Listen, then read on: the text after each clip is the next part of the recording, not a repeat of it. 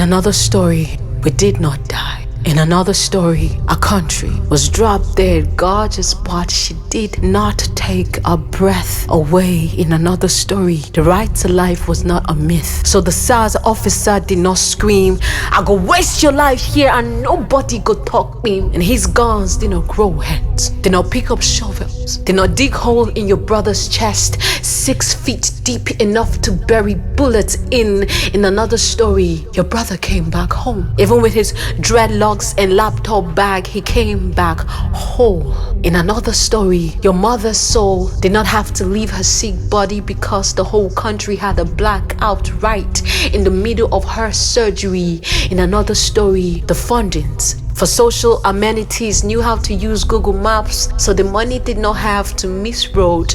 In another story, the grass was not greener on the other side because motherland was loamy soil enough, because government policies were manure enough, so we planted our dreams and ideas right here, certain it will sprout here. In another story, our economy was no nightmares, and I did more than write poems, and you did more than write songs, cause we knew sometimes the punchline ends in the wordplay but in the next line of action. In another story, we were more than keypad warriors, and we never gave middle fingers every time our country called us for a thumb fight. In another story, queuing to vote was not the same as saying our lives are on the line. Look, we are on cue, go ahead and shoot.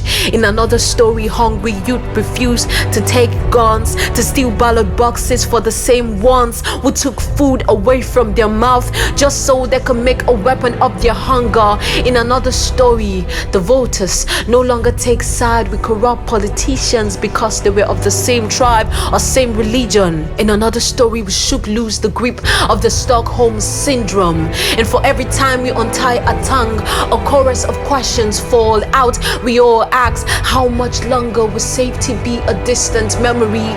How much longer will this country write us into an anthology of sad stories? A train in Kaduna, a toll gate in Lekki, a church in a war, a burnt offering of a girl in Sokoto, and the other tragedies that went from hashtag to forgotten. What do we do with all this hurting, with all this anguish? In another story, the youths are rising, no longer in bed with apathy. We are utilizing a PVC to euthanize this dying system, and though our past be widely insistent that they are the present and we are the future, we tell them, no, we are the present, but you have kept us in a box for too long. But let this poem be our unboxing, be our unfolding. Forget Nepa now, we put the real power holding, but our hands have grown numb from holding our breath for too long. How do you tell a generation of Toby Amosans that they are too young to run? Like we have not been running all our lives,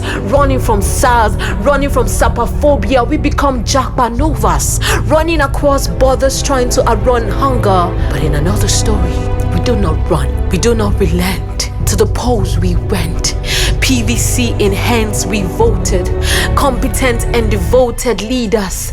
In another story, we are reclaiming a nation from kleptomania fingers. In another story, we did not die. In another story, we did not die. Instead, the history book said, there goes a Sorosoke generation who marched in bravery into the next election, saying, if good governance is dead, let our votes be the resurrection.